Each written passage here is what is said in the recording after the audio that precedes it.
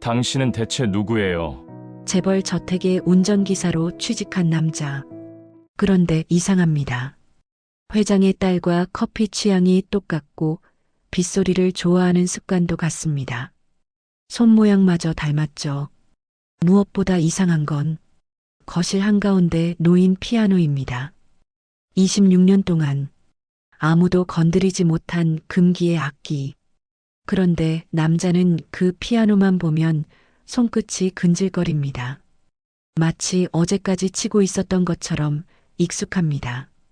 그리고 1997년 백화점 붕괴 사고 당일 남자를 구해준 조율사 알고 보니 그는 사고 하루 전 이 집 피아노를 조율했던 바로 그 사람이었습니다. 도대체 이 모든 우연은 무엇을 의미하는 걸까요? 이야기 시작 전 구독과 좋아요 눌러주시면 그곳으로 좋은 일 가득 배달해 드릴게요. 강민주는 새벽 6시에 눈을 떴습니다. 32살의 남자치고는 방이 너무 좁았습니다. 원룸 한쪽 구석에 놓인 낡은 옷장과 작은 책상, 그리고 침대가 전부였죠. 창문 밖으로는 아직 어스름한 도시 풍경이 펼쳐져 있었습니다. 오늘이 첫 출근이었습니다. 재벌 한기찬 회장댁 전속 운전기사로 채용된 지 사흘째, 드디어 실제 업무를 시작하는 날이었죠. 민주는 거울 앞에서 넥타이를 매며 긴장감에 손끝이 떨리는 걸 느꼈습니다. 정장 차림이 아직은 어색했습니다. 지난 2년간 공사장과 물류창고를 전전하다가 이렇게 깔끔한 옷을 입으니 마치 다른 사람이 된 것 같았죠. 지하철을 2번 갈아타고 강남역에 도착했습니다. 역에서 나와 걷기 시작하자 주변 분위기가 확연히 달라졌습니다. 고급 승용차들이 줄지어 지나가고 도로 양옆으로 높은 담장이 이어졌습니다. 골목 안쪽으로 들어갈수록 공기마저 무거워지는 느낌이었죠. 민주는 주소를 확인하며 천천히 걸음을 옮겼습니다. 저택 정문 앞에 도착했을 때 민주는 잠시 숨을 골랐습니다. 철문 너머로 보이는 정원은 마치 공원처럼 넓었습니다. 경비원이 인터폰을 통해 신분을 확인했고 민주는 떨리는 목소리로 이름을 댔습니다. 강민준입니다. 오늘부터 운전기사로 출근하게 됐습니다. 경비원은 민준을 위아래로 훑어본 뒤 차가운 표정으로 고개를 끄덕였습니다. 철문이 천천히 열렸고 민주는 긴장한 채로 안으로 들어섰습니다. 정원을 가로질러 본관으로 향하는 동안 손질된 잔디와 분수대가 눈에 들어왔습니다. 이런 곳에서 일하게 될 거라는 사실이 아직도 믿기지 않았죠. 현관 앞에서 안내 직원이 기다리고 있었습니다. 40대 중반쯤 돼 보이는 여성이었는데 그녀의 시선은 냉랭했습니다. 규율이 많은 집입니다. 함부로 돌아다니지 마시고 지시받은 일만 하세요. 짧은 말이었지만 경고의 뉘앙스가 분명했습니다. 민주는 조용히 고개를 숙였습니다. 안내 직원은 민준을 이끌고 저택 안으로 들어갔습니다. 내부는 상상했던 것보다 훨씬 더 웅장했습니다. 대리석 복도가 끝없이 이어져 있었고 벽면에는 오래된 유화들이 걸려 있었습니다. 복도를 지나는 동안 은은한 향초 냄새가 코끝을 스쳤습니다. 클래식한 느낌이었지만 어딘가 무거운 공기였죠. 복도 중간쯤에서 다른 직원 2명과 마주쳤는데 그들은 민준을 힐끔 쳐다보며 작게 수군거렸습니다. 민준은 애써 시선을 피했습니다. 거실에 들어서는 순간 민준의 발걸음이 멈췄습니다. 방 한가운데 마치 재단처럼 놓여있는 검은색 피아노가 눈에 들어왔기 때문입니다. 스타인웨이였습니다. 광택이 완벽했고 주변에는 다른 가구가 하나도 없었습니다. 오직 그 피아노만이 거실 중심을 차지하고 있었죠. 민주는 알 수 없는 이끌림을 느꼈습니다. 손끝이 간질거렸고 시선이 자꾸 피아노 쪽으로 향했습니다. 건반을 보는 순간 묘한 친숙함이 밀려왔습니다. 왜일까요? 민주는 고개를 저으며 그 감정을 억눌렀습니다. 피아노 위에는 작은 사진 액자가 놓여 있었습니다. 액자는 빛 반사 때문인지 얼굴 부분이 잘 보이지 않았습니다. 민준이 자세히 보려고 한 걸음 다가서려는 순간 뒤에서 목소리가 들렸습니다. 저 건반은 아무도 손대지 않습니다. 민주는 화들짝 놀라 뒤를 돌았습니다. 회장이었습니다. 60대 중반쯤 돼 보이는 남자는 차가운 표정으로 민준을 바라보고 있었습니다. 민준은 황급히 허리를 숙였습니다. 죄송합니다. 그냥 보고 있었습니다. 회장은 천천히 피아노 쪽으로 다가왔습니다. 그의 눈빛에는 슬픔과 경계심이 동시에 담겨 있었습니다. 저 피아노는 우리 집에서 가장 중요한 물건입니다. 절대 건드리지 마세요. 단호한 어조였습니다. 민주는 다시 한번 고개를 숙이며 대답했습니다. 명심하겠습니다. 회장은 더 이상 말 없이 민준을 데리고 차고로 향했습니다. 차고에는 고급 세단 세대가 나란히 서 있었습니다. 회장은 그중 검은색 세단을 가리키며 설명을 시작했습니다. 민주는 긴장한 채로 모든 설명을 귀담아 들었습니다. 운전 경로, 주의사항, 회장의 스케줄 확인 방법까지. 실수할까봐 마음이 조마조마했죠. 첫 운전은 생각보다 순조로웠습니다. 회장은 뒷좌석에서 서류를 보며 조용히 시간을 보냈고 민주는 최대한 부드럽게 운전했습니다. 신호등에서 멈출 때마다 백미러로 회장의 표정을 살폈습니다. 다행히 별다른 반응은 없었습니다. 오후 3시쯤 저택으로 돌아오는 길에 현관 앞에서 한 여성과 스쳤습니다. 30살쯤 돼 보이는 여성은 우아한 인상이었는데 민준과 눈이 마주치자 잠깐 멈칫했습니다. 민준도 묘한 낯섦과 동시에 이상한 익숙함을 느꼈습니다.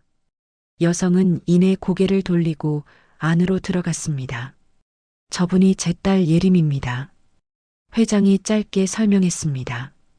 민주는 고개를 끄덕이며 기억했습니다. 하루 업무를 마치고 저녁 7시에 퇴근했습니다. 다시 지하철을 타고 원룸으로 돌아온 민주는 침대에 털썩 앉았습니다. 온몸이 긴장으로 뻐근했습니다. 그런데 이상하게도 머릿속에서 떠나지 않는 게 하나 있었습니다. 바로 그 피아노였습니다. 민주는 눈을 감았습니다. 검은색 건반이 선명하게 떠올랐습니다. 손끝이 다시 간질거렸습니다. 왜 그럴까요? 왜 자꾸 그 피아노가 신경 쓰일까요? 민주는 이해할 수 없는 불안감에 잠을 이루지 못했습니다. 창밖으로는 도시의 불빛이 깜빡이고 있었습니다. 민주는 새벽 4시에 벌떡 일어났습니다. 꿈이었습니다.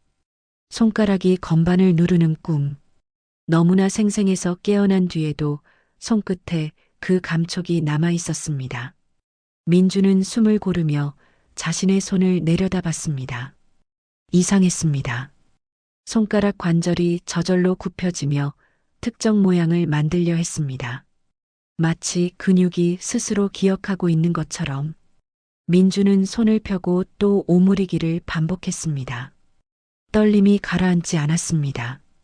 침대에서 일어나 창가로 다가갔습니다. 밖은 아직 어두웠습니다. 민주는 창틀에 손을 얹고 멍하니 서 있었습니다. 그러다 문득 오래된 기억이 떠올랐습니다. 어릴 적 풍경이었습니다. 작은 악기점, 낡은 피아노들이 줄지어 서 있던 곳, 그리고 그곳의 주인이었던 오성만. 72살의 조율사였던 그는 민준을 7살 때부터 키웠습니다. 성만은 피아노를 만질 때면 마치 살아있는 생명체를 다루듯 조심스러웠습니다. 건반 하나하나의 높이를 재고 습도를 확인하고 미세한 강약을 조절했죠. 민주는 그 모습을 옆에서 지켜보며 자랐습니다. 민준아, 피아노는 귀로만 듣는 게 아니야. 손으로도 들어야 해. 성만은 자주 그렇게 말했습니다. 민주는 그 말의 뜻을 정확히 이해하지 못했지만 성만이 건반을 누를 때마다 손끝에 집중했습니다. 어떤 건반은 강하게, 어떤 건반은 약하게. 성만만의 독특한 조율 방식이었습니다. 민주는 그 기억을 떠올리며 손끝을 바라봤습니다. 왜 갑자기 이런 기억들이 선명하게 떠오르는 걸까요? 그것도 하필 그 저택에 출근한 뒤부터 다시 잠들 수 없었습니다. 민주는 휴대폰을 꺼내 영상 하나를 검색했습니다. 피아노 연주 영상이었습니다. 화면 속에서 누군가의 손이 건반 위를 빠르게 움직였습니다. 민주는 무심코 자신의 손가락을 따라 움직였습니다. 놀라운 일이 벌어졌습니다. 손가락이 정확히 건반의 위치를 따라갔습니다. 마치 눈앞에 진짜 피아노가 있는 것처럼. 민주는 황급히 휴대폰을 내려놓았습니다. 심장이 빠르게 뛰었습니다. 이게 뭐지? 작게 중얼거렸지만 대답은 없었습니다. 민주는 손을 꽉 쥐었다 펴기를 반복했습니다. 진정하려 애썼지만 쉽지 않았습니다. 그날 오전 9시 민주는 다시 저택으로 출근했습니다. 회장의 스케줄이 오후였기 때문에 오전에는 차량 점검을 하기로 되어 있었습니다. 민주는 차고로 향하다가 거실을 지나쳤습니다. 그리고 발걸음이 멈췄습니다. 피아노가 보였습니다. 어제와 똑같은 자리에 똑같은 모습으로. 그런데 오늘은 청소 직원이 그 주변을 닦고 있었습니다. 민주는 자신도 모르게 그쪽으로 다가갔습니다.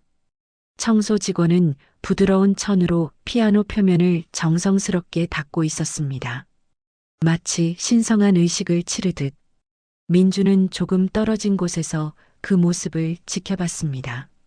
그러면서 피아노를 자세히 관찰했습니다. 건반의 색깔은 상아빛이었습니다. 오래됐지만 관리가 완벽해서 변색이 거의 없었습니다. 페달 부분에는 미세한 마모 흔적이 있었습니다. 누군가 오랫동안 그 페달을 밟았다는 증거였죠. 뒷판의 나무결은 정교했고 광택은 거울처럼 빛났습니다. 민준의 시선은 건반에 고정됐습니다. 손끝이 다시 근질거렸습니다. 참을 수 없는 충동이 밀려왔습니다. 건드려 보고 싶었습니다. 단 한 번이라도. 청소 직원이 잠깐 자리를 비운 틈 민주는 조심스럽게 피아노 앞으로 다가갔습니다. 주변을 살폈습니다. 아무도 없었습니다. 민주는 천천히 손을 뻗었습니다. 건반에 손가락이 닿았습니다. 소리가 나지 않게 살짝만 눌렀습니다. 그 순간 전율이 온몸을 훑고 지나갔습니다. 익숙했습니다.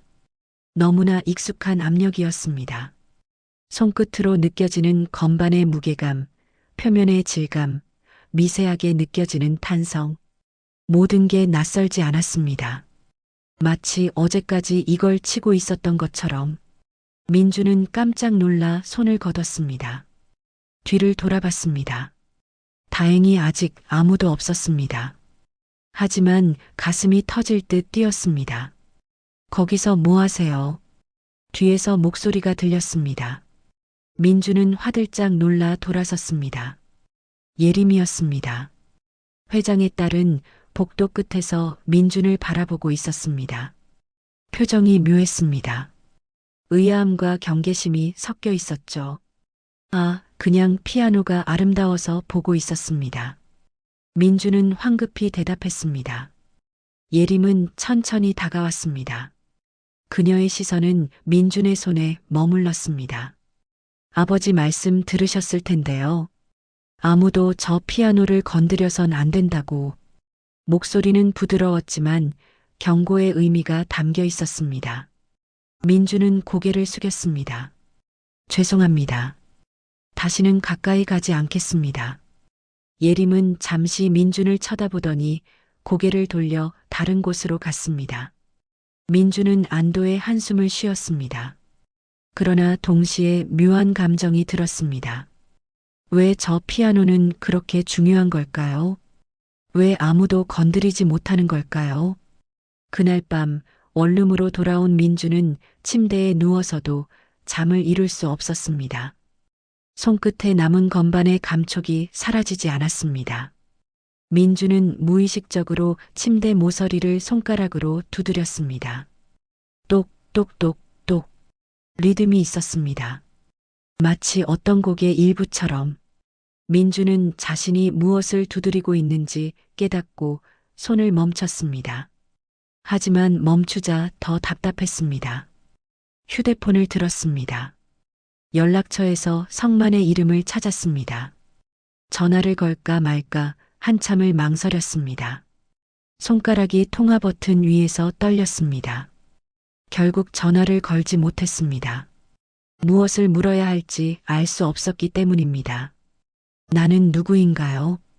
왜 나는 7살 이전 기억이 없나요? 왜 저 피아노가 이렇게 익숙한가요? 민주는 휴대폰을 내려놓고 천장을 바라봤습니다. 어둠 속에서 피아노 건반이 아른거렸습니다. 손끝은 여전히 근질거렸고 가슴속 깊은 곳에서 알 수 없는 불안이 커져갔습니다. 민준이 저택에서 일한 지 닷새째 되던 날이었습니다. 오후 2시쯤 회장의 스케줄이 취소되면서 민주는 예상보다 일찍 차고로 돌아왔습니다. 차량 점검을 마치고 직원 휴게실로 향하던 중 나이든 가정부와 마주쳤습니다. 60대 후반쯤 돼 보이는 여성이었습니다. 그녀는 민준을 보자 잠시 망설이더니 조심스럽게 말을 꺼냈습니다. 새로 오신 분이죠. 차 한잔 하실래요? 민주는 고개를 끄덕였습니다. 가정부는 작은 탕비실로 민준을 안내했습니다. 따뜻한 차를 건네며 그녀는 한숨을 쉬었습니다. 이 집에 오래 계실 생각이신가요? 네, 그럴 생각입니다. 민준이 대답하자 가정부는 잠시 말을 멈췄습니다. 그녀의 눈빛에는 무언가 말하고 싶은 게 있는 듯 했습니다. 민주는 조용히 기다렸습니다. 그럼 알아두셔야 할 게 있어요. 이 집에 대해서요. 가정부의 목소리가 낮아졌습니다. 주변을 살피며 그녀는 천천히 이야기를 시작했습니다. 1997년 6월 29일이었어요. 서울 한복판에서 대형 백화점이 무너졌죠. 뉴스에서 많이 봤을 거예요. 민주는 고개를 끄덕였습니다. 그 사고는 유명했습니다. 수백 명이 목숨을 잃었고 더 많은 사람이 다쳤습니다. 건물이 통째로 무너지면서 실종자도 많았죠. 사모님의 아드님이 그날 그 백화점에 계셨어요. 가정부의 목소리가 떨렸습니다.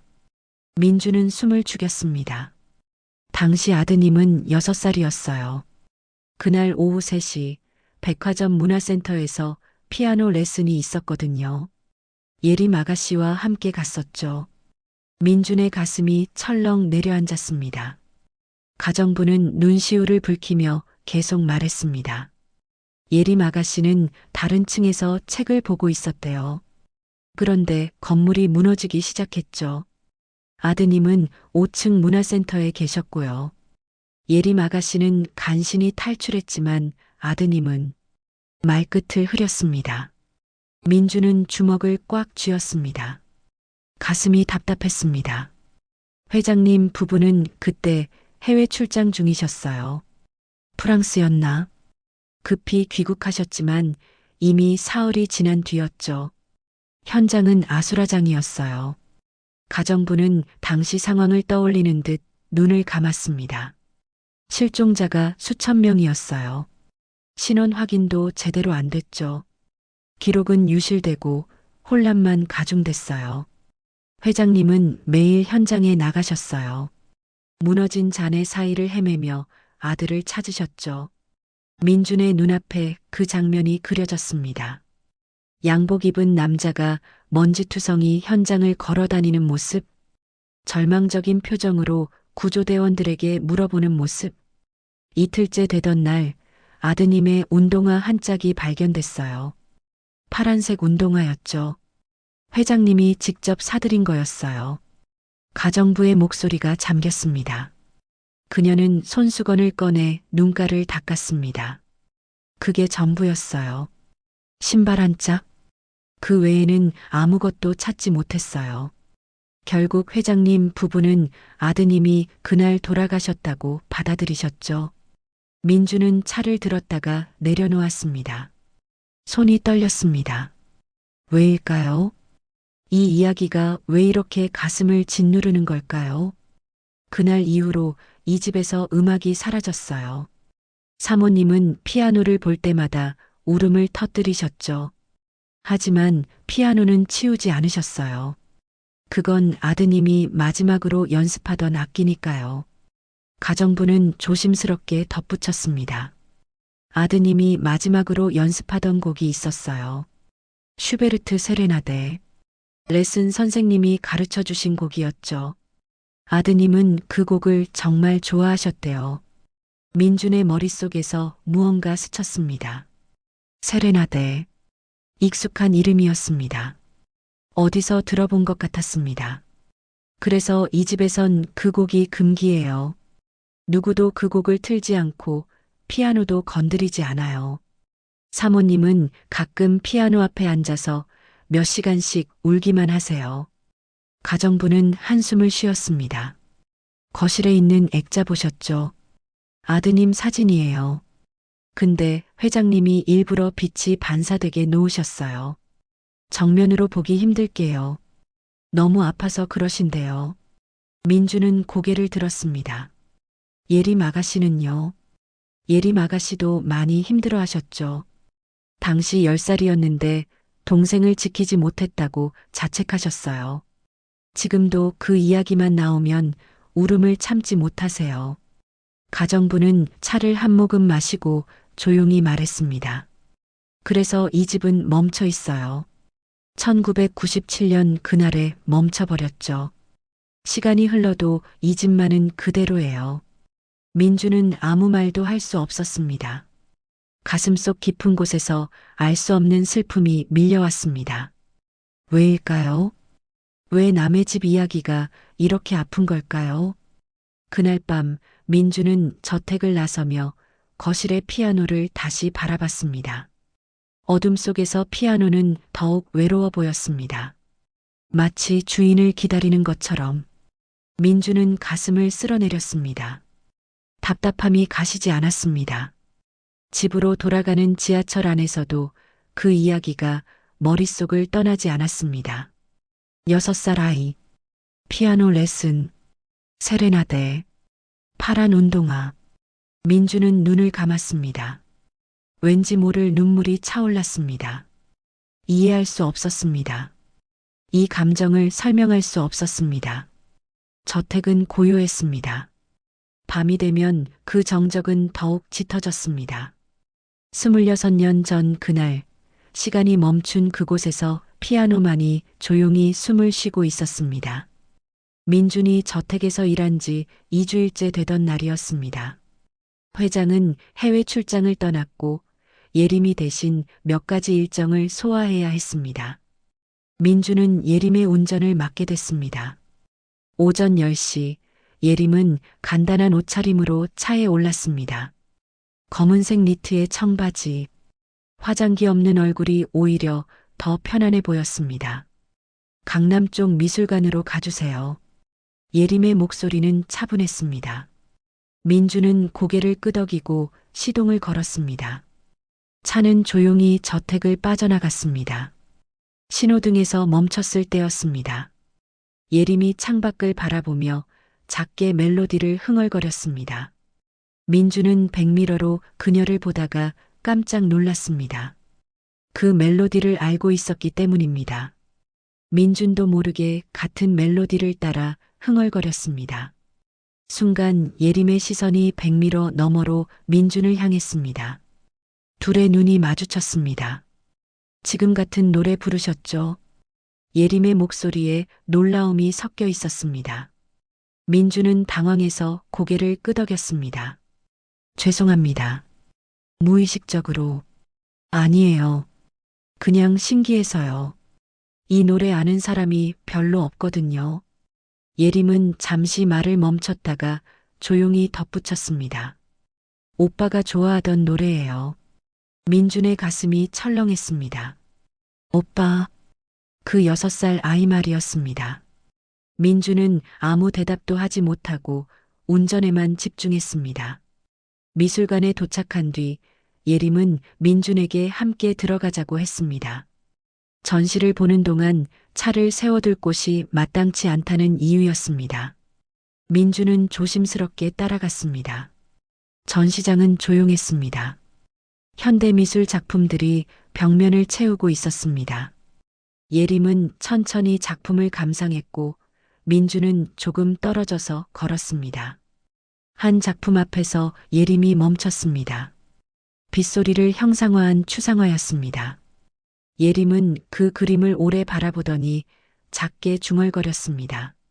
비 오는 날이 좋아요. 민준도 모르게 대답했습니다. 저도 그래요. 빗소리가 마음을 편하게 해줘요. 예림이 놀란 듯 민준을 돌아봤습니다. 그녀의 눈빛이 흔들렸습니다. 어릴 때부터요. 민준이 덧붙이자 예림은 입술을 깨물었습니다. 무언가 말하려다 참는 것 같았습니다. 전시를 마치고 나와 점심시간이 됐습니다. 예림은 작은 카페로 민준을 데려갔습니다. 점심 드세요. 제가 살게요. 예림의 제안에 민준은 사양하려 했지만 그녀의 단호한 표정에 결국 고개를 끄덕였습니다. 카페 안은 한적했습니다. 둘은 창가 자리에 앉았습니다. 메뉴판을 보던 민준과 예림이 동시에 입을 열었습니다. 아메리카노에 바닐라 시럽 추가요. 똑같은 주문이었습니다. 둘은 서로를 바라보며 멈칫했습니다. 예림의 얼굴에 이상한 표정이 스쳤습니다. 놀라움과 당혹감, 그리고 무언가 더 깊은 감정. 오빠도 그렇게 먹었어요. 예림의 목소리가 떨렸습니다. 민준은 숨이 막혔습니다. 이게 대체 무슨 일일까요? 왜 자꾸 이런 일이 일어나는 걸까요? 커피가 나왔습니다. 둘은 말없이 커피를 마셨습니다. 침묵이 길어졌습니다. 예림이 먼저 입을 열었습니다. 강민준 씨 손 좀 봐도 될까요? 갑작스러운 부탁이었습니다. 민준은 당황했지만 손을 내밀었습니다. 예림은 조심스럽게 민준의 손을 들여다봤습니다. 손가락이 길었습니다. 손등에는 얇은 핏줄이 드러나 보였습니다. 예림은 그 손을 한참 바라보더니 눈을 감았습니다. 오빠 손이랑 비슷해요. 속삭이듯 말하는 예림의 목소리가 흔들렸습니다. 민준은 손을 거두려 했지만 예림이 먼저 놓아줬습니다. 그녀는 고개를 돌려 창밖을 바라봤습니다. 혹시 강민준 씨는 어릴 때 기억이 있으세요? 6살 이전이요. 예림의 질문에 민준의 심장이 빠르게 뛰었습니다. 왜 그런 걸 물어보는 걸까요? 잘 기억나지 않습니다. 제가 기억하는 건 7살 이후예요. 예림은 천천히 고개를 돌려 민준을 바라봤습니다. 그녀의 눈가가 붉어져 있었습니다. 1997년 6월 29일. 그날 어디 계셨어요? 민준은 숨이 멎는 것 같았습니다. 1997년 6월 29일. 백화점 붕괴 사고가 일어난 날. 왜 그걸 묻는 걸까요? 모르겠습니다. 그때 일은 아무것도 기억나지 않아요. 민준의 대답에 예림은 눈물을 닦았습니다. 그녀는 가방에서 작은 사진을 꺼냈습니다. 오래된 사진이었습니다. 한 아이가 피아노 앞에 앉아 있는 모습이었습니다. 하지만 사진이 빛 때문에 얼굴이 정확히 보이지 않았습니다. 제 동생이에요. 6살 때 모습이에요. 예림의 목소리는 거의 울음에 가까웠습니다. 민주는 사진을 보며 이상한 감정에 휩싸였습니다. 가슴이 답답했습니다. 목이 메었습니다. 동생은 빗소리를 좋아했어요. 책상을 두드리는 버릇이 있었고 바닐라 향을 좋아했어요. 그리고 예림은 말을 멈췄습니다. 더 이상 참을 수 없다는 듯 손으로 얼굴을 가렸습니다. 민주는 어떻게 위로해야 할지 몰랐습니다. 그저 예림의 슬픔이 자신의 가슴까지 전해지는 걸 느꼈습니다. 차로 돌아오는 길은 조용했습니다. 예림은 창밖만 바라봤고 민주는 운전에만 집중했습니다. 하지만 둘 사이에는 설명할 수 없는 무언가가 흐르고 있었습니다. 저택에 도착했을 때 예림은 차에서 내리기 전 민준에게 말했습니다. 오늘 이야기는 아버지께 말씀드리지 않으셨으면 해요. 알겠습니다. 예림은 고개를 끄덕이고 저택 안으로 들어갔습니다. 민주는 차 안에 혼자 남아 긴 한숨을 쉬었습니다. 손을 보니 떨리고 있었습니다. 무언가 잘못되고 있었습니다. 이 모든 우연이 그냥 우연일 리 없었습니다. 민주는 가슴을 짓누르는 불안감을 떨쳐낼 수 없었습니다.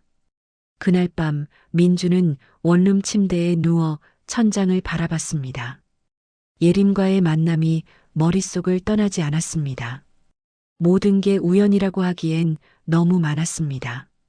같은 취향, 같은 습관, 같은 감각. 민주는 눈을 감았습니다. 그러자 오래된 기억이 떠올랐습니다. 아주 어린 시절의 풍경이었습니다. 작은 악기점이었습니다. 서울 외곽의 조용한 동네. 가게 간판에는 낡은 글씨로 하모니 악기점이라고 적혀 있었습니다.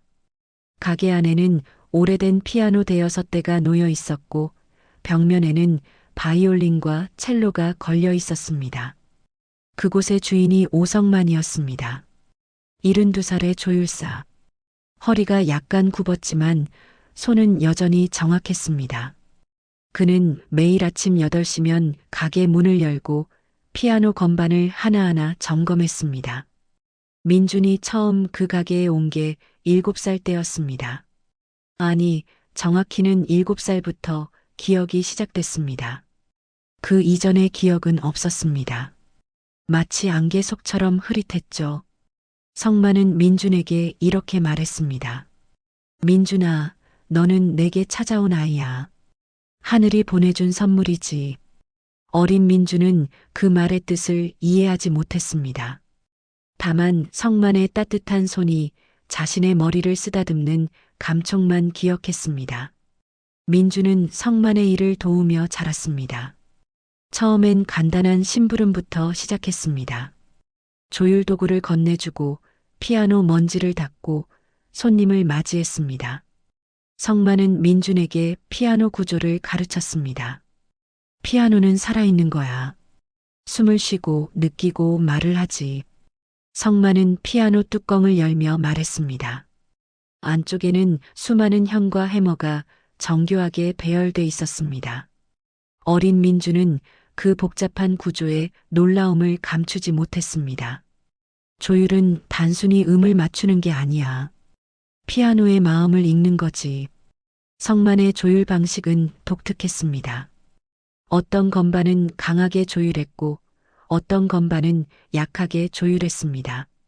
습도와 온도, 연주자의 습관까지 고려했습니다. 이 집 아이는 힘이 약하니까 이 건반은 좀 더 부드럽게 맞춰야 해. 그래야 아이가 편하게 칠 수 있거든. 성만은 매번 그렇게 설명했습니다. 민주는 옆에서 지켜보며 모든 걸 배웠습니다. 손끝으로 건반의 무게를 느끼는 법, 귀로 미세한 음의 차이를 구분하는 법, 조율 해머를 돌리는 각도와 힘. 10살이 됐을 때 민준도 조율을 시작했습니다. 처음엔 서툴렀습니다. 해머가 너무 세게 돌아가거나 음이 정확히 맞지 않았습니다. 하지만 성만은 인내심 있게 가르쳤습니다. 천천히 해. 피아노가 너에게 말할 때까지 기다려. 신기하게도 민주는 빠르게 배웠습니다. 손끝으로 느끼는 감각이 자연스러웠습니다. 마치 원래 알고 있었던 것처럼. 성만은 가끔 민준을 보며 놀란 표정을 지었습니다. 너는 정말 타고났구나. 손으로 듣는다니까. 하지만 민준이 질문하면 성만은 대답을 피했습니다. 제 부모님은 어디 계세요? 나중에 얘기해 줄게. 저는 어디서 왔어요? 지금은 중요하지 않아. 우리가 함께 있다는 게 중요하지. 성만은 언제나 그렇게 말했습니다. 민주는 더 이상 묻지 않았습니다. 성만이 자신의 유일한 가족이라는 걸 알았기 때문입니다. 민주는 침대에서 일어나 앉았습니다. 이마에 땀이 맺혀 있었습니다. 과거의 기억이 너무 선명했습니다. 책상 위에 놓인 휴대폰이 보였습니다. 민주는 휴대폰을 집어들었습니다. 연락처에서 성만의 이름을 찾았습니다. 통화 버튼 위에 손가락을 올렸습니다. 하지만 누르지 못했습니다. 무엇을 물어야 할까요? 나는 누구인가요? 왜 7살 이전 기억이 없나요? 1997년 6월 29일, 그날 무슨 일이 있었나요? 민주는 입술을 깨물었습니다. 전화를 걸었다가 끊기를 3번 반복했습니다. 손이 떨렸습니다. 결국 휴대폰을 내려놓았습니다. 용기가 나지 않았습니다. 진실을 알게 되는 게 두려웠습니다. 민주는 책상 서랍을 열었습니다. 안에는 오래된 사진 한 장이 있었습니다. 성만과 어린 민준이 악기점 앞에서 찍은 사진이었습니다. 8살쯤 됐을 때였습니다. 사진 속 성만은 웃고 있었습니다. 민준의 어깨에 손을 얹고 어린 민준도 웃고 있었지만 눈빛이 어딘가 공허했습니다. 민준은 사진을 오래 바라봤습니다. 그러다 종이 한 장을 꺼내 무언가를 그리기 시작했습니다. 조율해머, 건반, 댐퍼, 손으로 움직이는 대로 그렸습니다. 그림이 완성됐을 때 민주는 자신도 놀랐습니다. 너무나 정확했습니다. 모든 부품의 위치와 구조가 완벽했습니다. 마치 눈앞에 실물이 있는 것처럼. 민주는 그림을 구겨 쓰레기통에 버렸습니다. 혼란스러웠습니다. 이 모든 게 무엇을 의미하는 걸까요?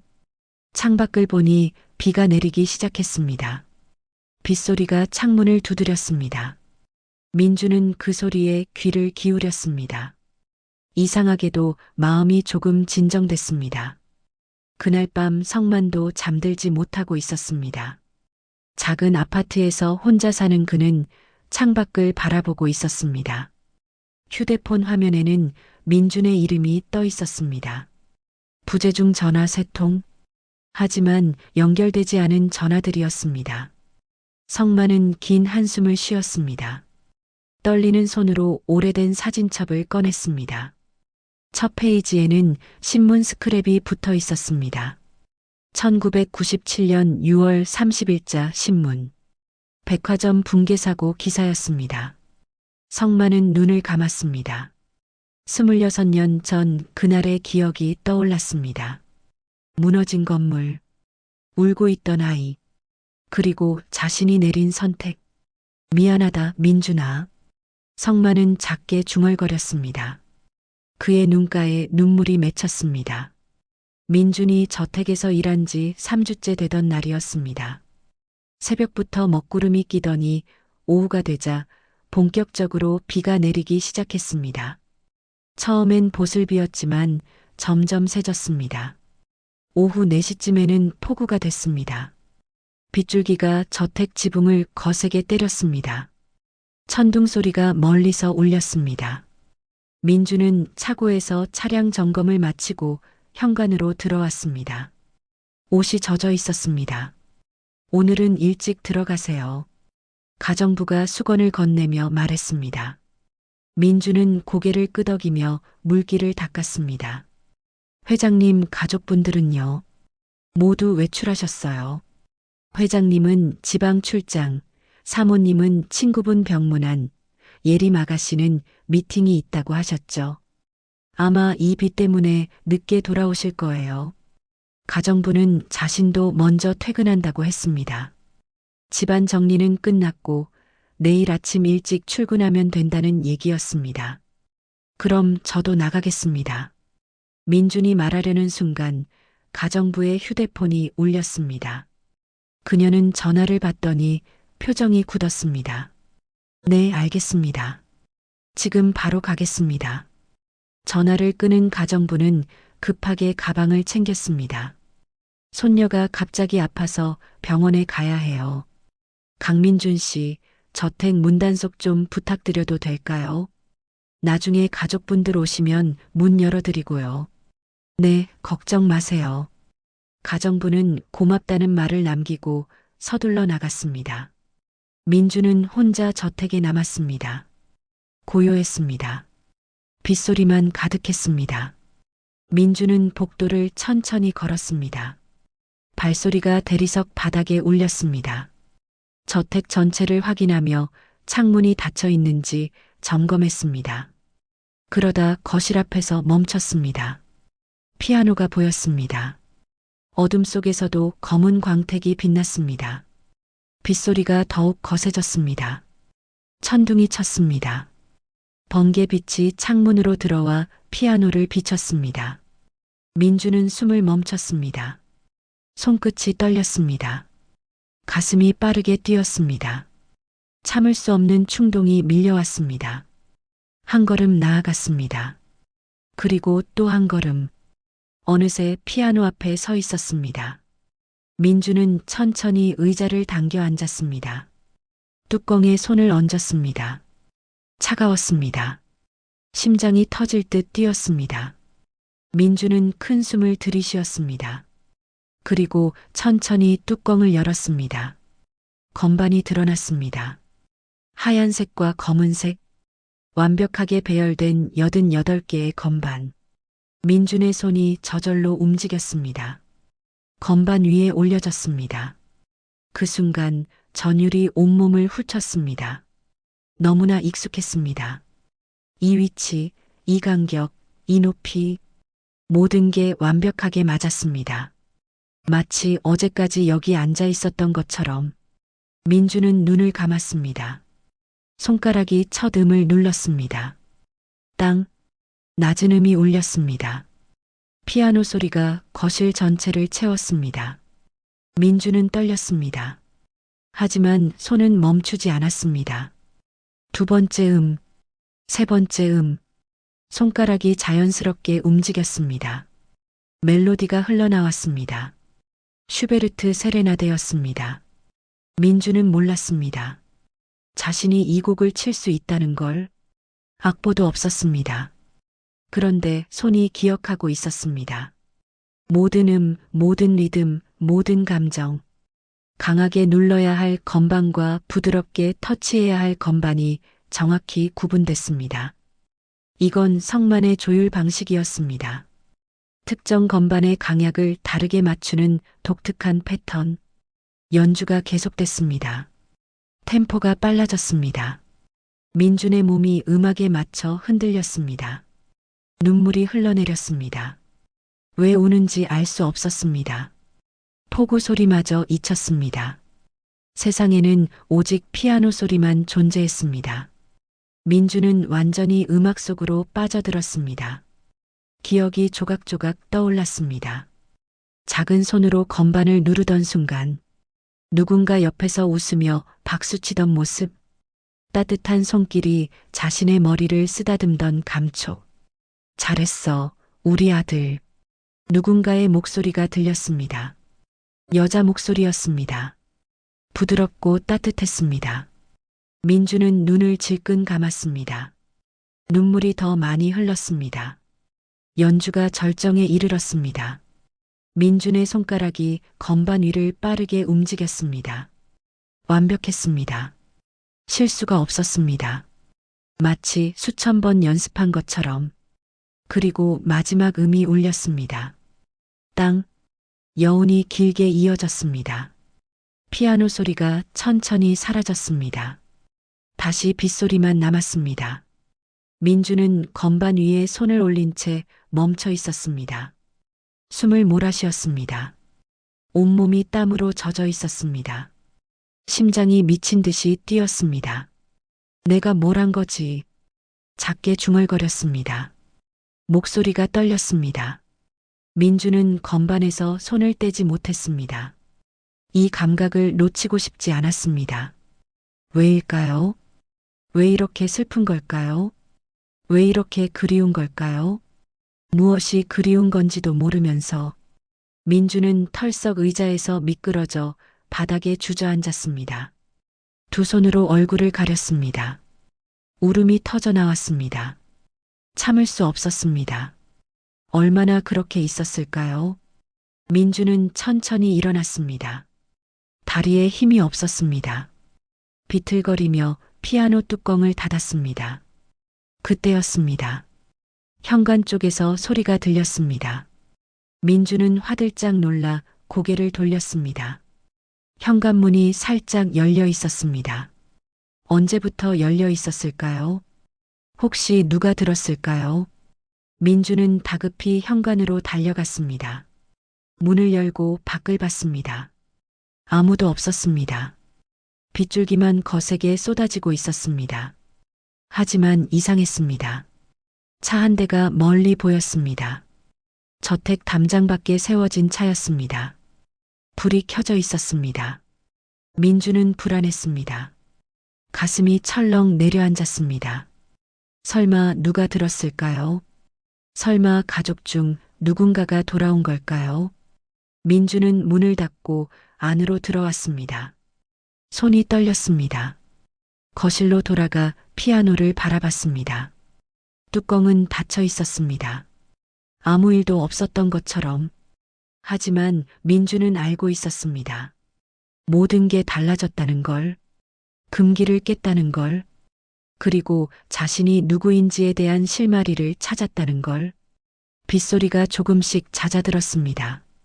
민주는 창가에 서서 밖을 바라봤습니다. 멀리서 차 한 대가 천천히 저택 쪽으로 다가오고 있었습니다. 민주는 거실 한가운데 서 있었습니다. 피아노 앞에서 몇 걸음 떨어진 곳이었습니다. 마음을 진정시키려 애썼지만 손은 여전히 떨렸습니다. 현관문이 열리는 소리가 들렸습니다. 민준의 심장이 멎는 것 같았습니다. 고개를 돌렸습니다. 현관 쪽을 바라봤습니다. 회장 부부와 예림이 들어오고 있었습니다. 비를 맞아 옷이 젖어 있었습니다. 지혜가 우산을 접으며 안으로 들어섰습니다. 회장이 그 뒤를 따랐고 예림이 마지막이었습니다. 그들이 복도를 지나 거실 쪽으로 오는 순간이었습니다. 세 사람 모두 동시에 멈춰섰습니다. 얼어붙었습니다. 마치 시간이 정지한 것처럼. 아무도 움직이지 않았습니다. 아무도 말하지 않았습니다. 지혜의 손에서 우산이 바닥으로 떨어졌습니다. 쿵 소리가 크게 울렸습니다. 하지만 그녀는 그것조차 인식하지 못하는 듯 했습니다. 그녀의 시선은 피아노에 고정돼 있었습니다. 더 정확히는 피아노 앞에 서 있는 민준에게. 저건. 지혜의 목소리가 떨렸습니다. 말이 제대로 나오지 않았습니다. 그녀의 얼굴이 창백해졌습니다. 입술이 파르르 떨렸습니다. 지금 피아노 소리가. 회장이 말했습니다. 그의 목소리도 떨렸습니다. 평소에 차갑고 단호한 목소리가 아니었습니다. 믿을 수 없다는 듯 눈을 크게 뜨고 있었습니다. 예림은 양손으로 입을 막았습니다. 눈에서 눈물이 흘러내렸습니다. 그녀는 소리 없이 울고 있었습니다. 세레나데였어요. 예림이 떨리는 목소리로 말했습니다. 세레나데였어요. 오빠가 마지막으로 연습하던. 말을 끝맺지 못했습니다. 울음이 터져 나왔습니다. 지혜가 비틀거렸습니다. 다리에 힘이 풀린 듯 했습니다. 그녀는 그대로 바닥에 주저앉았습니다. 무릎이 대리석 바닥에 닿았지만 아픔을 느끼지 못하는 것 같았습니다. 저 템포. 지혜가 떨리는 손으로 피아노를 가리켰습니다. 저 강약. 저건 우리 애한테만 맞춰진 거예요. 조율사 선생님이 우리 아들을 위해 특별히 조율해 주신. 그녀의 목소리가 끊겼습니다. 눈물이 뺨을 타고 흘러내렸습니다. 회장은 몇 걸음 앞으로 나아가려 했습니다. 하지만 다리가 제대로 움직이지 않았습니다. 그의 온몸이 떨렸습니다. 평생 흔들림 없이 살아온 남자가 무너지고 있었습니다. 누가 쳤어? 회장의 목소리가 낮게 깔렸습니다. 누가 저 피아노를 쳤어? 분노가 섞여 있었습니다. 하지만 동시에 무언가 더 복잡한 감정이 섞여 있었습니다. 두려움, 희망, 혼란. 민주는 입을 열었습니다. 목소리가 나오지 않았습니다. 몇 번 시도한 끝에 겨우 말했습니다. 제가 쳤습니다. 작은 목소리였습니다. 하지만 고요한 거실에서 분명하게 들렸습니다. 회장이 민준을 똑바로 바라봤습니다. 그의 눈빛이 흔들렸습니다.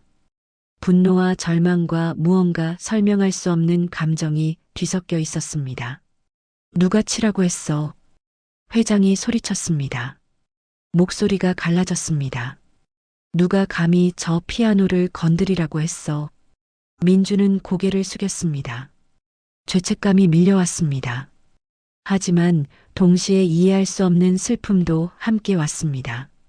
죄송합니다. 그냥 손이 저절로. 회장이 비웃듯 말했습니다.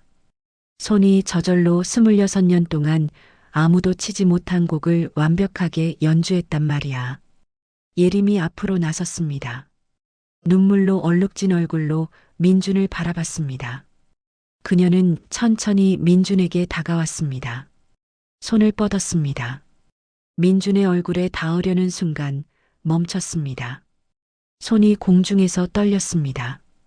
예림은 차마 만지지 못하고 손을 걷었습니다. 어떻게 그렇게 칠 수 있어요? 예림의 목소리가 잠겼습니다. 어떻게 오빠랑 똑같은 템포로, 똑같은 강약으로 칠 수 있어요? 민주는 대답할 수 없었습니다. 자신도 모르기 때문이었습니다. 왜 그렇게 쳤는지, 왜 그 곡을 알았는지, 왜 모든 게 그렇게 자연스러웠는지. 지혜가 바닥에서 일어났습니다. 비틀거리며 피아노 쪽으로 걸어갔습니다. 민준을 지나쳐 피아노 앞에 섰습니다. 떨리는 손으로 건반 뚜껑을 쓰다듬었습니다. 우리 아들 손이 마지막으로 닿은 곳. 그녀가 속삭였습니다. 26년 동안 아무도 만지지 않은 건반. 지혜가 천천히 돌아섰습니다. 민준을 바라봤습니다. 눈물이 멈추지 않았습니다. 당신은 누구예요? 간절한 목소리였습니다. 당신은 대체 누구예요? 왜 우리 아들처럼 치는 거예요? 민주는 숨이 막혔습니다. 대답하고 싶었습니다. 하지만 무엇을 말해야 할지 몰랐습니다. 저도 모릅니다. 겨우 그 말만 나왔습니다. 저도 왜 그런지 모르겠습니다. 손이 기억하고 있었어요. 제가 배운 적도 없는데, 악보를 본 적도 없는데. 회장이 벽에 기댔습니다. 힘이 빠진 듯 했습니다. 그는 눈을 감았습니다. 숨을 깊게 들이쉬었습니다. 조율사. 회장이 말했습니다. 조율사 이름이 뭐였지? 예림이 대답했습니다. 오성만이요. 1997년 6월 28일. 사고 하루 전에 오셨던 분. 회장이 눈을 떴습니다. 민준을 똑바로 바라봤습니다. 당신을 키운 사람 이름이 뭐요? 민준의 심장이 쿵 내려앉았습니다. 온몸이 얼어붙었습니다. 오성만입니다. 대답하는 순간 거실의 공기가 완전히 바뀌었습니다. 지혜가 비명을 삼켰습니다. 예림은 뒤로 비틀거렸습니다. 회장은 입술을 깨물었습니다. 말도 안 돼. 예림이 고개를 저었습니다. 말도 안 돼요. 그럴 리 없어요. 하지만 그녀의 눈빛은 이미 믿기 시작하고 있었습니다. 불가능한 가능성을, 26년 동안 묻혀있던 진실을. 지혜가 민준에게 다가왔습니다. 그녀의 손이 민준의 뺨에 닿았습니다. 따뜻했습니다. 떨렸습니다. 얼굴을 봐도 돼요. 지혜가 속삭였습니다. 민준은 고개를 들었습니다. 지혜는 민준의 얼굴을 한참 바라봤습니다. 눈, 코, 입, 이마선. 그리고 울음을 터뜨렸습니다. 우리 아들, 그녀가 말했습니다. 우리 아들이에요. 거실이 울음소리로 가득 찼습니다. 26년 동안 멈춰있던 시간이 다시 흐르기 시작했습니다. 그날 밤 예림은 잠들지 못했습니다. 새벽 2시가 넘었지만 눈이 말똥말똥했습니다. 그녀는 침대에서 일어나 서재로 향했습니다. 서재 한쪽에는 오래된 서류들이 보관돼 있었습니다. 회장이 중요한 기록들을 정리해둔 곳이었습니다. 예림은 1997년 관련 파일을 찾기 시작했습니다. 상자 하나를 꺼냈습니다. 먼지가 날렸습니다. 오래됐다는 증거였습니다. 예림은 조심스럽게 상자를 열었습니다. 서류들이 가득했습니다. 사고 당시 병원 기록, 경찰 조서, 신문 스크랩. 예림의 손이 떨렸습니다. 이 안에 동생의 마지막 흔적이 담겨 있었습니다. 한 장씩 넘겼습니다. 그러다 한 장의 영수증을 발견했습니다. 피아노 조율 영수증이었습니다. 날짜는 1997년 6월 28일. 사고 하루 전이었습니다. 조율사 이름란에 적힌 글씨를 보는 순간 예림의 손이 멈췄습니다. 오성만. 예림은 숨을 멈췄습니다. 종이를 들고 있는 손이 떨렸습니다. 영수증 하단에는 메모가 적혀 있었습니다. 아버지의 필체였습니다. 아들을 위한 특수 조율, 강약 패턴 특별 주문, 부드러운 터치로 맞춰달라고 부탁함. 예림은 영수증을 가슴에 안았습니다. 눈물이 흘러내렸습니다. 이게 우연일 리 없었습니다. 모든 게 연결돼 있었습니다. 새벽 4시 예림은 부모님 방으로 갔습니다. 문을 두드렸습니다. 안에서 인기척이 들렸습니다. 회장이 문을 열었습니다. 그도 잠들지 못한 눈빛이었습니다. 아버지, 이거 보세요. 예림이 영수증을 건넸습니다. 회장은 안경을 쓰고 천천히 읽었습니다. 그의 얼굴이 굳어졌습니다. 지혜도 침대에서 일어나 다가왔습니다. 영수증을 함께 봤습니다. 그녀의 입술이 떨렸습니다. 아버지가 직접 부탁하셨잖아요. 예림이 말했습니다. 우리 오빠를 위해 강약 패턴을 특별히 맞춰달라고. 그 조율사가 오성만이에요. 강민준 씨를 키운 그 사람. 회장은 소파에 주저앉았습니다. 손으로 얼굴을 감쌌습니다. 긴 침묵이 흘렀습니다. 확인해야 해. 회장이 말했습니다. 목소리가 잠겨 있었습니다. 확실하게 확인해야 해. 우리가 지금 미친 희망을 품고 있는 건지 아니면. 말을 끝맺지 못했습니다. 지혜가 회장의 손을 잡았습니다. 두 사람 모두 떨고 있었습니다. DNA 검사요. 예림이 조심스럽게 말했습니다. 그게 가장 확실한 방법이에요. 회장은 고개를 끄덕였습니다. 하지만 두려움이 역력했습니다. 만약 결과가 아니라면, 이 희망마저 사라진다면, 그 절망을 견딜 자신이 없었습니다. 아침 8시, 민주는 저택으로 출근했습니다. 밤새 한숨도 자지 못했습니다. 거울을 볼 때마다 낯선 자신과 마주했습니다. 나는 누구일까? 정말 그 가능성이 있을까?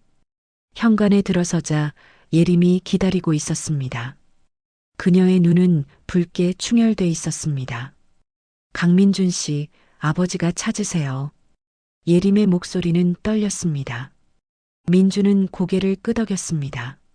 서재로 안내받았습니다. 회장과 지혜가 앉아 있었습니다. 분위기가 무거웠습니다. 민주는 조심스럽게 들어갔습니다. 앉으세요. 회장이 말했습니다. 민주는 맞은편 의자에 앉았습니다. 회장은 영수증을 민준 앞으로 밀었습니다. 민주는 그것을 집어들었습니다. 1997년 6월 28일. 오성만. 특수조율. 이 조율사가 당신을 키운 사람이 맞습니까? 네, 맞습니다. 민준의 대답에 지혜가 눈을 감았습니다. 예림은 입술을 깨물었습니다. 우리 아들을 위해 맞춘 조율이었어요. 지혜가 떨리는 목소리로 말했습니다. 남편이 직접 부탁했어요. 아들 손이 작고 힘이 약하니까 건반을 부드럽게 맞춰달라고. 그래서 특별한 강약 패턴으로 조율됐죠.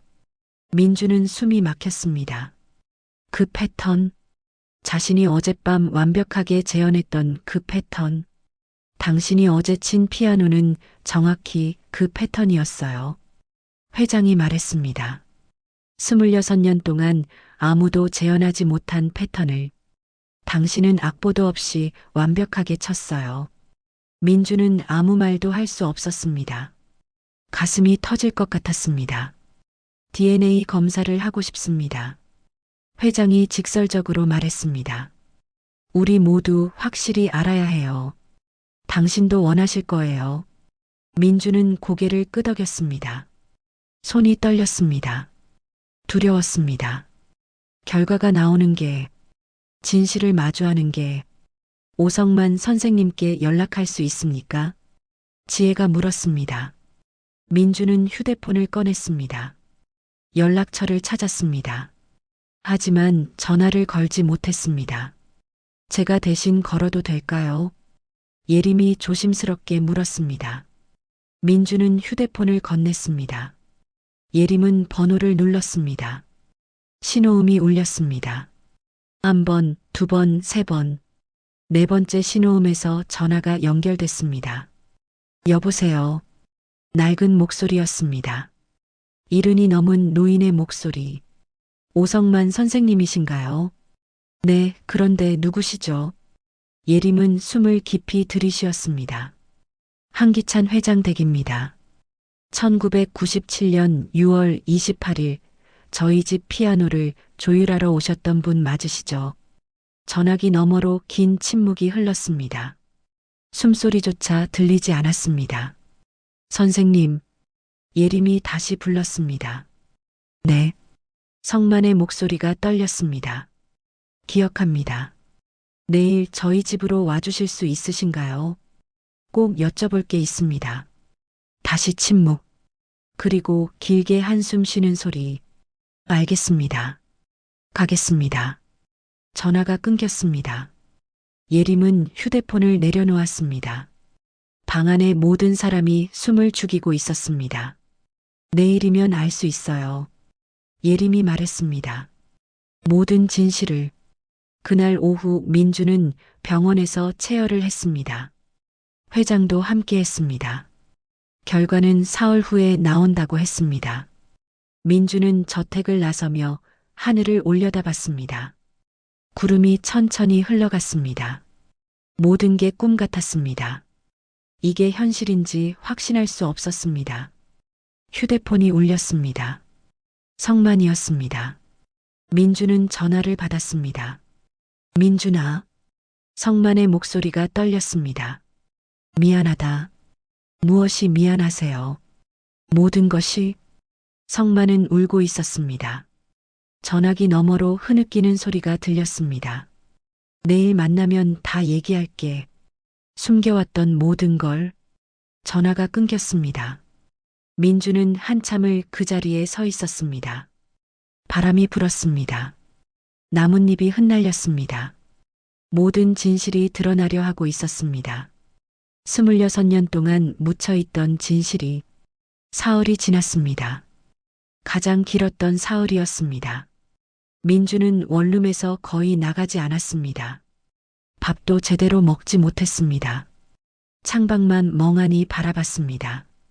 저택의 가족들도 마찬가지였습니다. 지혜는 식사를 거의 손대지 않았습니다. 예림은 밤마다 동생 방 앞에 서 있었습니다. 회장은 서재에 틀어박혀 나오지 않았습니다. 오전 10시 병원에서 전화가 왔습니다. 결과가 나왔다는 연락이었습니다. 회장이 직접 병원으로 갔습니다. 지혜와 예림도 함께였습니다. 민준에게도 연락이 갔습니다. 병원 상담실에 4사람이 모였습니다. 의사가 봉투를 들고 들어왔습니다. 갈색 봉투였습니다. 그 안에 모든 답이 들어 있었습니다. 결과를 확인하시겠습니까? 의사가 조심스럽게 물었습니다. 회장은 고개를 끄덕였습니다. 손이 떨렸습니다. 봉투가 뜯어졌습니다. 종이가 꺼내졌습니다. 의사가 천천히 읽기 시작했습니다. 친자 확률 99.99%, 생물학적 친자 관계가 확인됩니다. 순간 시간이 멈춘 것 같았습니다. 아무도 움직이지 않았습니다. 아무도 숨쉬지 않았습니다. 지혜가 먼저 무너졌습니다. 의자에서 미끄러지듯 바닥으로 주저앉았습니다. 울음이 터져 나왔습니다. 26년 동안 참았던 울음이었습니다. 우리 아들, 우리 아들이에요. 그녀는 얼굴을 두 손으로 감싸고 흐느꼈습니다. 어깨가 격렬하게 떨렸습니다. 예림은 벽에 기댔습니다. 다리에 힘이 풀렸습니다. 눈물이 멈추지 않았습니다. 오빠, 진짜 오빠예요. 목이 메어 더 이상 말할 수 없었습니다. 회장은 결과지를 받아들었습니다. 떨리는 손으로 글자를 하나하나 확인했습니다. 99.99% 친자관계 확인됨. 그는 안경을 벗었습니다. 눈을 감았습니다. 눈물이 흘러내렸습니다. 평생 울지 않았던 남자가 울고 있었습니다. 민주는 그 자리에 얼어붙어 있었습니다. 현실감이 없었습니다. 이게 꿈인지 생시인지 구분할 수 없었습니다. 나는 한기찬의 아들. 26년 동안 죽은 줄 알았던 그 아이. 1997년 6월 29일 백화점 붕괴 사고에서 살아남은 사람. 민준의 무릎이 꺾였습니다. 바닥에 주저앉았습니다. 숨을 쉴 수 없었습니다. 가슴이 찢어지는 것 같았습니다. 어머니. 민준의 입에서 그 단어가 나왔습니다. 처음으로. 26년 만에 처음으로.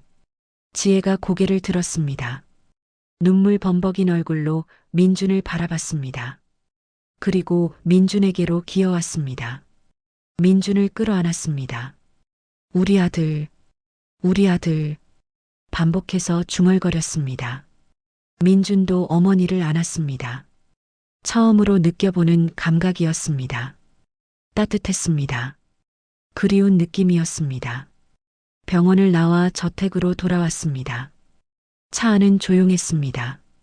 하지만 이상하게 평온했습니다. 26년 동안 잃어버렸던 무언가가 제자리로 돌아온 느낌이었습니다. 오후 2시쯤 저택 현관벨이 울렸습니다. 민준이 문을 열었습니다. 오성만이 서 있었습니다. 72살의 노인은 훨씬 더 늙어 보였습니다. 머리는 하얗게 새었고 등은 더 굽어 있었습니다. 손에는 낡은 가방을 들고 있었습니다. 두 사람은 한참을 서로를 바라봤습니다. 민준의 눈에서 눈물이 흘렀습니다. 성만도 울고 있었습니다. 아버지, 민준이 말했습니다. 성만은 고개를 끄덕였습니다. 미안하다, 민준아. 성만의 목소리가 떨렸습니다. 민준은 성만을 안으로 안내했습니다. 거실에 모두가 모였습니다. 회장 부부, 예림, 민준, 그리고 성만. 5사람이 마주 앉았습니다. 성만은 가방에서 오래된 사진첩을 꺼냈습니다. 펼쳤습니다. 첫 페이지에 신문 스크랩이 붙어 있었습니다. 1997년 6월 30일자였습니다. 그날 저도 그곳에 있었습니다. 성만이 떨리는 목소리로 말하기 시작했습니다. 제 아내와 함께 백화점에 갔었어요. 아내가 물건을 사러 갔고 저는 아래층 악기 매장에 있었죠. 그때 건물이 무너졌습니다. 성만은 눈을 감았습니다. 그날의 기억이 떠오르는 듯 했습니다. 아내는 찾지 못했습니다. 이틀을 현장에서 헤맸어요. 그러다 폐허 속에서 아이 울음소리를 들었습니다. 민준의 가슴이 쿵 내려앉았습니다. 아이가 잔해 틈에 끼어 울고 있었어요. 6살쯤 돼 보였죠. 저는 아이를 꺼냈습니다. 다행히 큰 부상은 없었어요. 하지만 아이는 말을 하지 못했습니다. 충격 때문에 실어증이 온 거였죠. 지혜가 입술을 깨물었습니다. 예림은 고개를 숙였습니다. 주변은 혼란스러웠습니다. 실종자가 너무 많았고 신원 확인도 제대로 안 됐어요. 아이에게 물어봐도 대답이 없었습니다. 이름도 부모도 모른다는 듯이 성만의 목소리가 잠겼습니다. 저도 아내를 잃은 상태였습니다. 정신이 없었어요. 그런데 그 아이를 보니 차마 놔둘 수가 없었습니다. 임시로 데리고 갔습니다. 기록을 찾고 부모를 찾을 생각이었죠. 성만은 사진첩을 넘겼습니다. 어린 민준의 사진이 나왔습니다. 하지만 기록은 엉망이었습니다. 사고가 너무 컸어요. 아이는 계속 말을 하지 못했고 시간이 지나면서 기억도 흐려지는 것 같았습니다. 그리고 저는 성만이 울먹였습니다. 무서웠습니다. 이 아이마저 잃을까봐. 아내를 잃은 마당에 이 아이까지 보내면 제가 견딜 수 없을 것 같았어요. 그래서 그냥 키웠습니다. 제 아들이라고 생각하며. 회장은 두 손으로 얼굴을 감쌌습니다. 지혜는 흐느꼈습니다. 하지만 양심의 가책이 컸습니다. 어디선가 이 아이를 찾는 부모가 있을 거라고 생각했어요. 밤마다 괴로웠습니다. 성만은 민준을 바라봤습니다. 그래도 너를 사랑했어. 진심으로. 민준은 고개를 끄덕였습니다. 눈물이 멈추지 않았습니다. 회장이 일어났습니다. 성만 앞으로 걸어갔습니다. 그리고 깊게 허리를 숙였습니다. 고맙습니다. 회장의 목소리가 떨렸습니다. 제 아들을 살려주셔서, 26년 동안 키워주셔서. 성만도 일어나 회장의 손을 잡았습니다. 아닙니다. 제가 미안합니다. 더 일찍 찾아드렸어야 했는데. 두 남자가 서로를 바라봤습니다. 눈물이 흘렀습니다. 민준을 살린 아버지와 민준을 키운 아버지. 두 사람 사이에 깊은 연결이 생겼습니다. 일주일이 지났습니다. 민준은 여전히 저택에 있었습니다. 하지만 이제는 운전기사가 아니었습니다. 아들로 돌아온 것이었습니다. 저택 2층 끝방이 민준의 방이 됐습니다. 26년 전 그대로 보존돼 있던 방이었습니다. 작은 침대, 책상, 그리고 벽에 붙은 동화책 포스터. 모든 게 6살 아이의 흔적이었습니다. 민준은 그 방에 앉아 주변을 둘러봤습니다. 낯설었지만 동시에 익숙했습니다. 어딘가 기억 저편에서 이 풍경을 본 것 같았습니다. 책상 서랍을 열었습니다. 안에는 오래된 크레용과 스케치북이 있었습니다. 스케치북을 펼쳤습니다. 서툰 그림들이 가득했습니다. 피아노 그림, 가족 그림, 집 그림. 마지막 페이지에는 글씨가 적혀 있었습니다. 삐뚤삐뚤한 글씨였습니다. 나는 피아니스트가 될 거야. 민주는 그 글씨를 오래 바라봤습니다. 눈시울이 뜨거워졌습니다. 노크 소리가 들렸습니다. 문이 열리고 지혜가 들어왔습니다. 손에는 따뜻한 차를 들고 있었습니다. 자기 전에 마시렴. 지혜가 부드럽게 말했습니다. 민주는 차를 받았습니다. 지혜는 민준 옆에 앉았습니다. 스케치북을 함께 보았습니다. 내가 5살 때 그린 거야. 피아노를 정말 좋아했지. 지혜의 목소리에 그리움이 묻어났습니다. 어머니. 민준이 조심스럽게 불렀습니다. 아직 어색했습니다. 하지만 부르고 싶었습니다. 응. 지혜가 민준의 손을 잡았습니다. 따뜻했습니다. 오성만 선생님은 어떻게 할 거예요? 민준이 물었습니다. 지혜는 미소 지었습니다. 내일 다시 오시기로 했어. 이야기할 게 있대. 다음 날 오전 10시 성만이 저택에 왔습니다. 이번에는 조율 도구를 들고 왔습니다. 낡은 가방 안에는 튜닝 해머, 댐퍼 도구, 그리고 각종 공구가 들어 있었습니다. 거실에 5사람이 모였습니다. 회장이 먼저 입을 열었습니다. 오성만 선생님. 회장의 목소리는 진지했습니다. 선생님은 제 아들의 생명의 은인이십니다. 그리고 26년 동안 아버지셨고요. 성만은 고개를 숙였습니다. 그래서 부탁드립니다. 회장이 계속 말했습니다. 우리 가족이 되어 주십시오. 민준에게는 두 아버지가 필요합니다. 저희 집에서 함께 지내 주십시오. 성만은 고개를 들었습니다. 눈이 커졌습니다. 믿을 수 없다는 표정이었습니다. 무슨 말씀을? 제 진심입니다. 지혜도 말했습니다. 선생님이 아니었다면 우리는 아들을 영영 잃었을 거예요. 선생님도 우리 가족입니다.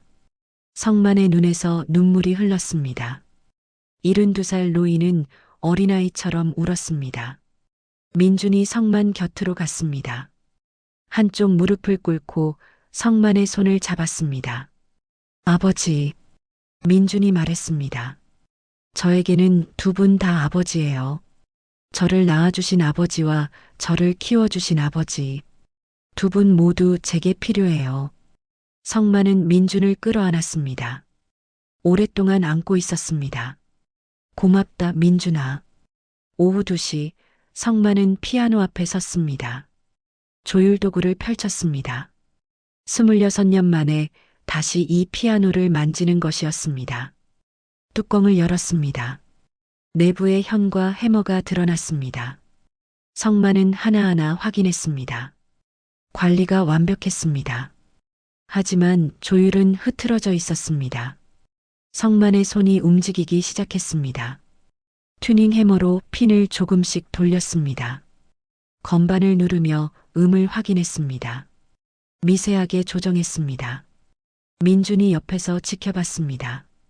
어렸을 때처럼 성만의 손놀림은 여전히 정확했습니다.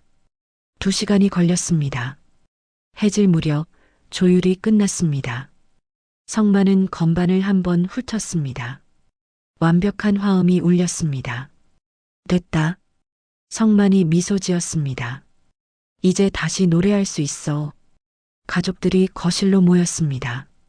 성만은 피아노 옆으로 물러섰습니다. 민준에게 자리를 양보했습니다. 내가 쳐라. 민준은 피아노 앞에 앉았습니다. 건반을 바라봤습니다. 손을 올렸습니다. 지혜가 민준 옆에 앉았습니다. 그녀는 떨리는 손으로 건반을 쓰다듬었습니다. 여기에 내 손이 있었어. 작고 따뜻한 손이. 지혜의 목소리가 잠겼습니다. 눈물이 흘렀습니다.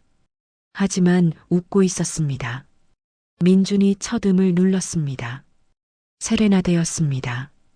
슈베르트 세레나데. 음이 거실을 채웠습니다. 부드럽고 따뜻한 선율이었습니다.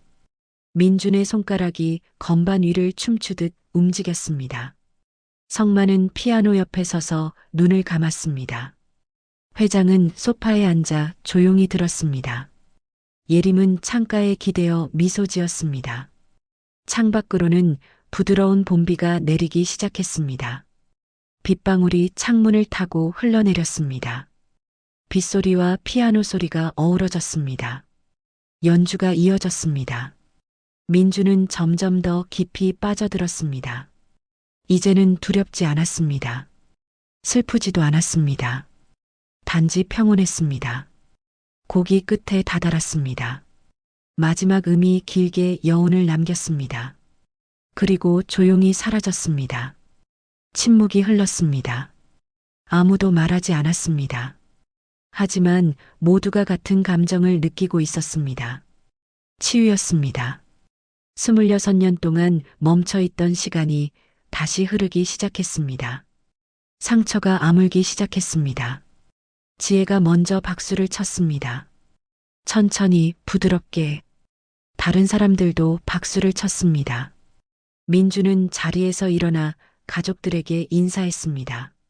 잘 들었다. 회장이 말했습니다. 그의 목소리는 더 이상 차갑지 않았습니다. 따뜻했습니다. 저녁 6시 5사람은 식탁에 둘러앉았습니다. 함께 식사를 했습니다. 웃음소리가 식탁을 채웠습니다. 오랜만에 들리는 웃음이었습니다. 밤이 됐습니다.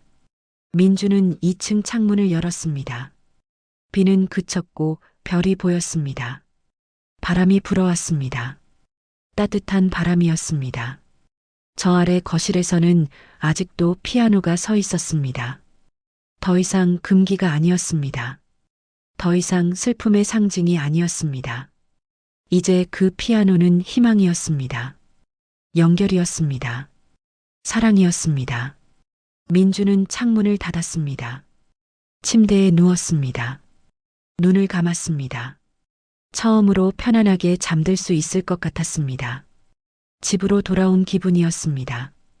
26년 만에 마침내 집으로 돌아왔습니다. 26년 만에 다시 만난 가족의 이야기 어떠셨나요? 때로는 운명이 우리를 잠시 떼어놓더라도 진짜 인연은 언젠가 다시 만나게 되나 봅니다. 오늘 이야기가 마음에 드셨다면 구독과 좋아요 부탁드립니다. 좋은 일 가득 배송해 드리겠습니다. 그리고 어디에서 듣고 계신지도 댓글로 알려주세요. 불후의 사연이었습니다. 고맙습니다.